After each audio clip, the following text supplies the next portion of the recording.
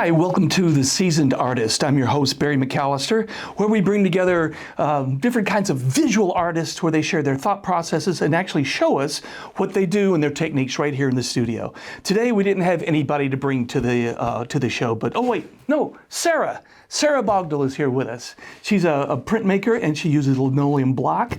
We're going to talk with her about her visual art. So welcome to the show. Thank you. Good to have you. But looking at Sarah's information here, she's a printmaker based in Nashville, Tennessee, graduated with a BFA from Watkins College of Art here in the Nashville area. And she's been included in exhibits in over 13 states now. And she's also participated in several art festivals and makers markets across the Southeast. Makers markets. Those are great because what is a makers market? Makers market, I think the only distinction between a makers market and an art festival would be that it includes people who make things that aren't art. Oh, okay. So if you make like your own candles or like household goods, things like that. So it's just a more general term. Yeah. All right. So whereas an art festival is just art. Okay. Yeah. Well, there you go. That's something new for us all to think about. But, I was looking at your statements too, and it says that you're inspired by two things, the linoleum block and the carving knife. Sarah's goal is for viewers to enjoy the print in its totality, but also to delight in each mark, squiggle, line, and curve as much as she does. Well, that's fun. What were you thinking when you put that together? I think what I was thinking is that the biggest challenge in my work is that I'm not working with a lot. So whereas with the painting, you can work with different glazes to create transparency or like different colors to create different values and stuff like that. I have black and white, and I could branch out beyond that, but I don't really like to. And so I have black and white, and then I have like a knife that I can use to make marks. And so if I want to create the illusion of transparency, for example, there was a piece that I did where I had like a translucent curtain in front of a window. Oh. And I just feel like there's a lot more you can work with when you're using color and when you're using like paint, and you can create layers and you can create transparencies. But I was just working with black and white, and how can I use the linoleum block and the carving knife, which are the two tools that I'm working with, to create that sense, which is always going to look different, but to give you the same illusion. Well, for those who don't even know much about the art form, tell us what it is just from the beginning. You have a linoleum block. Tell us about it? So you have a block of linoleum, which is similar to the stuff that's on your floors, but they seal that with something that makes it hard. So before they do that, it's like a hard rubber is the best way to describe it. And then it's mounted, sometimes it can be mounted on wood, but usually it has some kind of like burlap backing. And you get linoleum that's for art making. So it is like one of the core art mediums. So there's like painting, sculpture, drawing, and printmaking. And there's different kinds of printmaking, but lino cut is like a good starting point because other ones involve more complicated materials. And this is just like a block and you have a knife. And there are different types of knives that you can use, from like a super basic one to like ones that have like fancy wooden handles and that you have to send away to get sharpened. But you come up with the idea, you draw it on there, you carve it out, and then you make a print from it, right? Yeah, so I sometimes I draw directly onto the block, but I often make my sketches on the computer. And then I transfer them to the block. And then I have a general idea that I sketch out first, but the knife makes different marks than a pencil or a pen does. Right. So I save a lot of that for when I'm carving it, because I'm just going to get more interesting marks that way. Right. But I carve into the linoleum with those tools. And you're actually doing a negative, right? I mean, you're taking away the stuff that doesn't belong. Isn't that kind of what it is? Whereas like with a line drawing, which are a lot of people who aren't familiar with printmaking think my work are pen drawings. The mark you make is what's black. Right. Whereas for me, the mark that I make is what's taken away, and that ends up being what's white. So I'm definitely thinking backwards. And there is a look to prints that even if someone doesn't know it's a print, they know it's not a line drawing because I think of that reversal of like the marks that's being made are what's white. Right. And we'll get to see some of Sarah's blocks and see the process in just a few minutes here. But of all the things, I mean, how did you get into printmaking? What made you decide to go that direction? So I just got to do it in 9th grade in Art 1 for the first time. But I had a pretty robust art program at my school, but I still went to a public school and I didn't go to like an arts high school or anything. So we didn't have the resources to do printmaking all the time because you would have to kind of like take the press out and like it would be something we would do once a year. But I was an artistic kid for sure. And I actually did a lot of black and white line drawings, which is kind of, I feel like makes sense where I went to in the future. So I just like to say that the first time that I did printmaking in high school that it made sense to me. And I would be really excited every year for the one time a year that we would get to do it. Sure. So that was why I started, and then I went to college for art, and I had access to a printmaking studio like 24 hours, 7 days a week, and it was all over. and I've seen from your work that you seem to have gone through some themes, some things that you kind of concentrate on, and I know that now you're still working on a series with rats. Is that right? Mm-hmm. Those are incredible. What's some of the names of in that series? I have A Night at the Theater, and the Theater. And then I have one where they're in New York City. That's called The Big Cheese instead of The Big Apple. And then I have The Carnival, which is a little more straightforward. I couldn't find a pun for that one. Oh, that's great. But and we'll see some. We've seen some pictures of that we're showing too. But and you have another, don't you? That's maybe some sea life.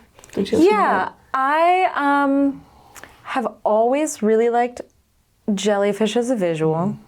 So that's part of it. And then sea life, I just feel like the ocean has a lot of creatures in it that don't look like they're from this planet. I don't know. They just have very interesting shapes to them. And they made some unusual prints and some fun prints and stuff, and we'll get to see some of that too during the time. But we have a lot more to talk with Sarah about, and she's going to be showing us some things in a little while. But for right now, let's take a break and we'll come back with the seasoned artist. Everybody wants cheap airfare, but where do you find it? You call Low Cost Airlines. They specialize in cheap flights, discount hotel rooms, cheap car rental rates, and with a best price guarantee. If you want the lowest prices on your airline tickets or other travel services, call now. That's right, call. That's the only way to get these rates. Experts are standing by 24/7 to get you the cheapest airfare and hotel rates available. So don't wait. Call now. Taking a trip in the next 12 months? Airlines are under tremendous pressure and they're practically giving away their unsold seats. Like every crisis, this one will end too. But right now is the best time to take advantage of giveaway ticket prices on their unsold seats. We're not allowed to publish these low fares online. The only way to get these rock bottom giveaway prices is to call. So phone Low Cost Airlines now for airline ticket prices you may never see again. Hi, welcome back to The Seasoned Artist. I'm Barry McAllister, and our guest today is Sarah Bogdel. She's a printmaker, and we were talking about her being obsessed with rat infestation. Wasn't that what we're... No, you have rats that were part of a theme. Why rats? So one of my biggest inspirations is science.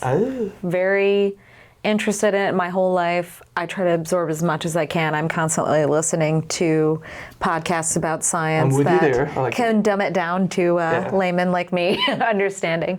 And so I got on this kind of rat obsession. It really was because I was just learning more about them.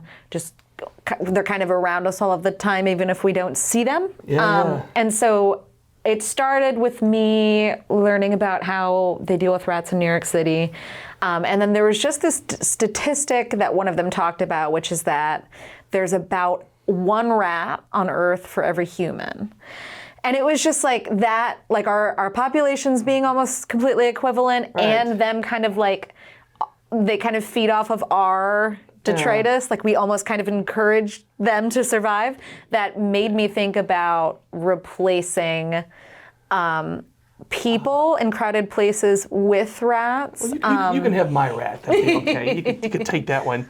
And switching from rats to rabbits. You did a full work on Watership Down, didn't you? It tells the whole story on a larger print. Could you speak to that just a minute? Yeah, another thing that is not art that I draw inspiration from is literature. I listen to a lot of podcasts about science and I read a lot of books. And so I was reading Watership Down and I just had a lot of visuals that were in my head while I was reading the book. And so I just decided to make illustrations of it. And I did a piece where I basically start in the top left-hand corner and the rabbits go through the entire story all the way to the end, and you follow them through the different scenes in the book. Lots of little stuff to see each time. It's very nice, very nice. And that's the one that you won an award with, didn't you? Tell us about the award. Yes, I submit my work to juried shows across the country in various kinds of places, but this one was at the Bradbury Art Museum in Arkansas, and I was honestly really surprised. I mean, I've been submitting to places all the time, and I realized that the opening had happened and I hadn't checked on it, and so I went to the website to see what was going on, and I was reading through the book that they released with the show, and I was surprised to see that my art won an award. And they like rats in Arkansas, apparently. That's great. No, that's incredible. What was the name of the award? What was it called? It was the Les Christensen Excellence in Art Award. That sounds like a pretty good name for it. Well, you mentioned some of the places. What's some types of places that you've been exhibiting? Yeah, the great thing about Nashville is that there's a lot of opportunities to show your artwork. So I've done indoor gallery type shows where you kind of have a wall or like a pegboard setup where you can hang framed pieces. And then I've also done like down to a super casual market where like you just show up with a table and you set up in an alleyway outside of a coffee shop and people come by and say hello and look at your work. Yep. Yeah. Oh, nice. That's good. And I've saw you at a couple of different shows, and I've heard you talk about it too. What's the interaction like of people coming up? I mean, do you like to talk with the people that are there and the other artists? What's that like? Yeah, I really enjoy interacting with people because not always, but most of the time, they're not familiar with the process. And so I get to kind of introduce them to printmaking for the first time. And because it's just something that they haven't usually seen before, they're always just really fascinated by it because it's something other than the typical kind of art they're seeing. Right, right. Is there like a brotherhood of artists? I mean, I hear that, if you're traveling around and see some of the same folk. Yeah, definitely. I mean, I have made friendships for sure with other Nashville artists just by seeing them at the same shows over and over again. And I mean, we're never competing with each other. We all want everyone else to do good. Nice. That's for sure. Well, what's in the works right now? I am still working on rats. I have 3 more pieces that I'd like to do. They have been at a carnival, a movie theater in New York City, but they're going to a water park, a concert, and the airport next. Oh, nice. So they're traveling. Flying rats. It sounds great. No, it'd be fun to see all of that come together. Yeah. And speaking of seeing some things that are fun, we're going to take Sarah over to Studio B and let her show us some of her work, some of the carving and the printing, and we'll find out more about doing some printing when you show us the process. So this is A Seasoned Artist, and we'll be right back in Studio B with Sarah Bogdel. Have you written a book? You can become a published author with Dorrance Publishing, the nation's oldest publishing services company. Countless authors have trusted Dorrance for nearly 100 years to bring their book to the market. Our professional team will edit your text, design your book pages, and create an appealing, eye-catching custom cover. Plus, our authors benefit from a custom book promotion marketing campaign that makes your book available where people buy books, like Amazon and brick-and-mortar bookstores. So make this free call right now to claim your free author's guide to publishing. Don't wait another day. Take one step closer to realizing your dream of becoming a published author and seeing your name in print. You've already written a book, so the next thing to do is make this free call right now to Dorn's Publishing and get your free guide to publishing. Call right now. Call 800-919-5456. That's 800-919-5456. 800-919-5456.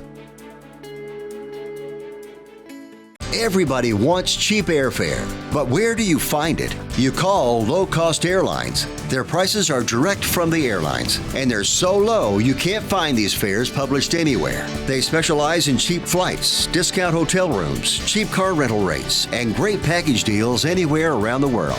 Wherever you want to go, they can help you get there cheaply and with a best price guarantee. If you want the lowest prices on your airline tickets or other travel services, call now. That's right, call. That's the only way to get these rates. Experts are standing by 24/7 to get you the cheapest airfare and hotel rates available. So don't wait. Call right now for the lowest travel prices anywhere and for great last-minute travel deals too.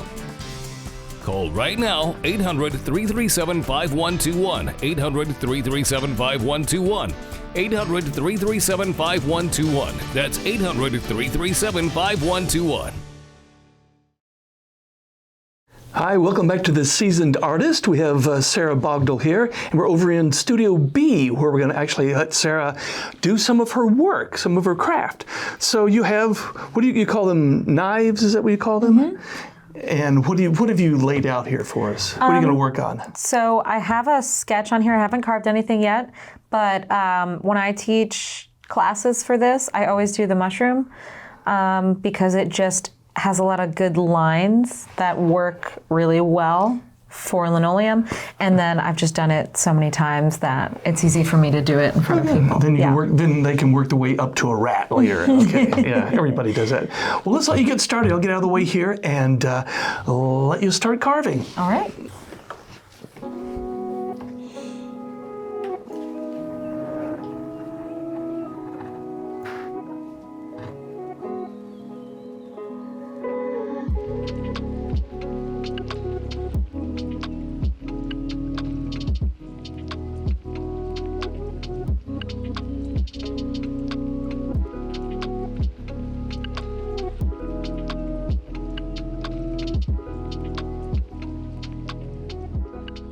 One thing they were asking me was, do I carve what I haven't drawn or do I carve what I've drawn?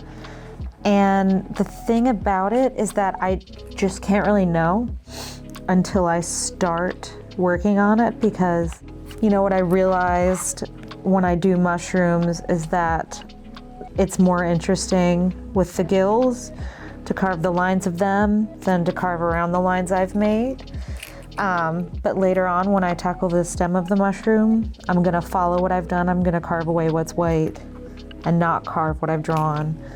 So I'm just always making decisions as I go.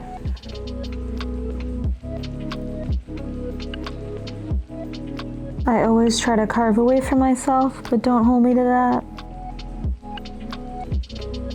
Because you don't want one of these things to slip and gouge into your hand. But sometimes when I'm not paying attention, I realize I'm carving right towards me.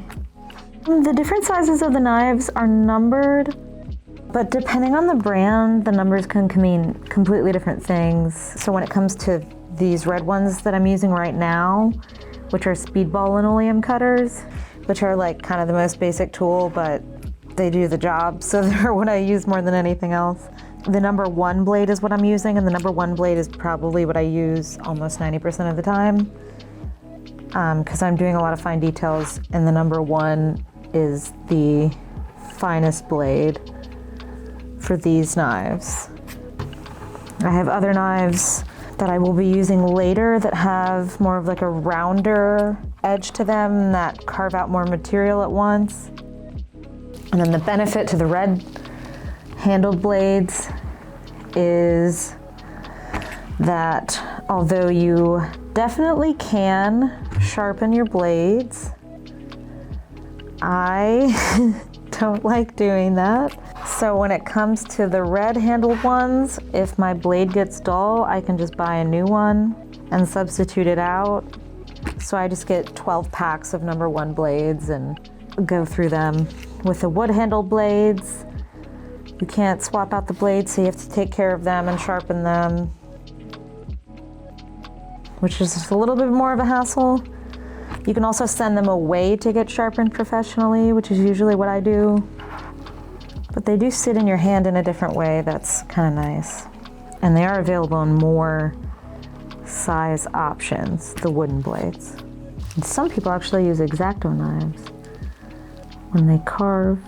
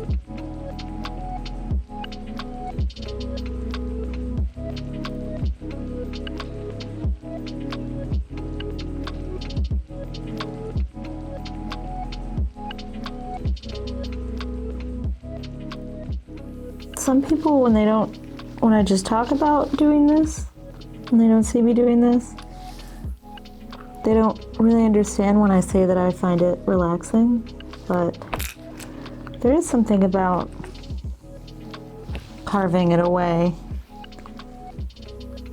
that is relaxing. And then for me,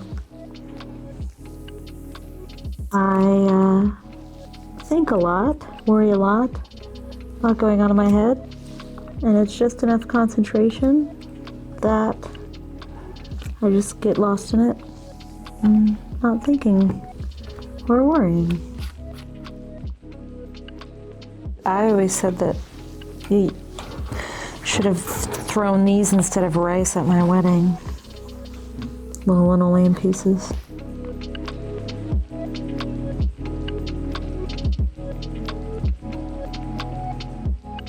So I'm using one of the bigger tools now. So as you can see, it carves away a lot more material at once.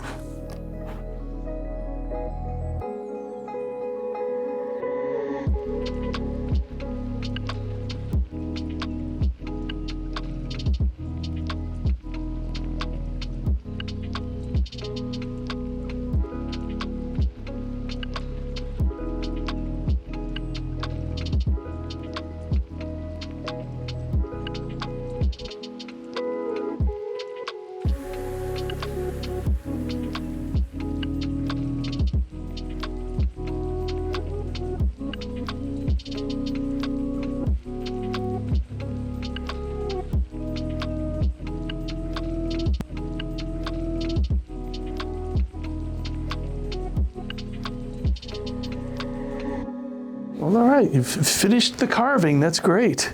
Yes, and you know, as you look ahead for your next projects, I was wondering maybe if you could consider my Ricky rat for your next rat thing. Maybe I'll put him in there. We'll talk. Yeah. Good deal.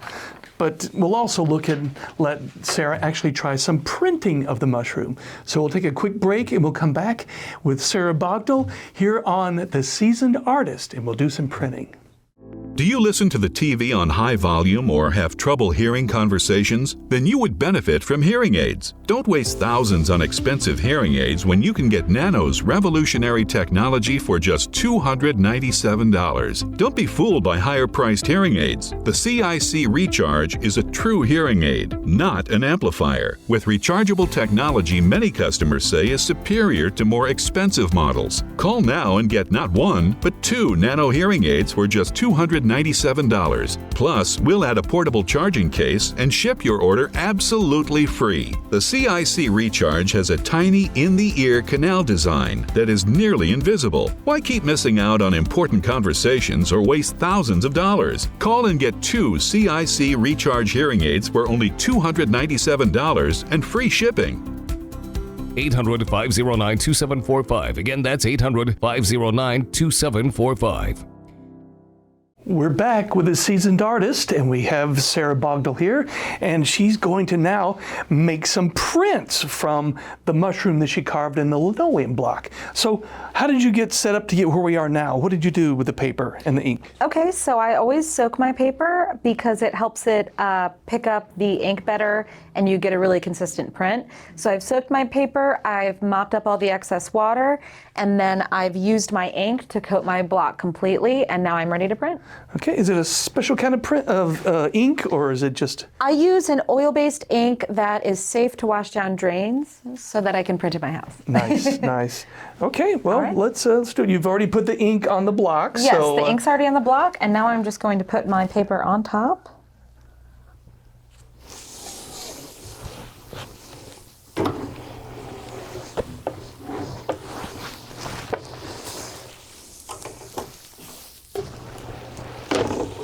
And now the reveal. Ooh, nice. I love the lines on that. Great. Good deal. And so how many do you ink then before every printing? Is that usually what you do? Yes, you ink before every printing. Mm-hmm. Nice. Yeah. And then it just washes off when you're done. Yes, it washes right off. And then typically you have to put down more ink, maybe every 3 or 4 prints. Oh. Because it'll dry out really fast, so you don't want to put it all out at once. And does the block last just forever, or? It does not last forever. It lasts, I could probably get 100 prints out of it before it would start to degrade. Yeah. Gotcha. Well, great. Well, if people out there want to find you on social media or a Facebook page or, your website, is there anything you want to share with us? My Instagram is spaghetti_bolognese, and my website is www.spaghettibolognese.work. Great. It'll be across the screen right here where people can find you. So thank you very much, Sarah, for joining us. Thank you. And thank all of you for joining us. Come back and see us again on The Seasoned Artist, where we'll find more visual artists in the area and bring it back to you. Thanks for joining.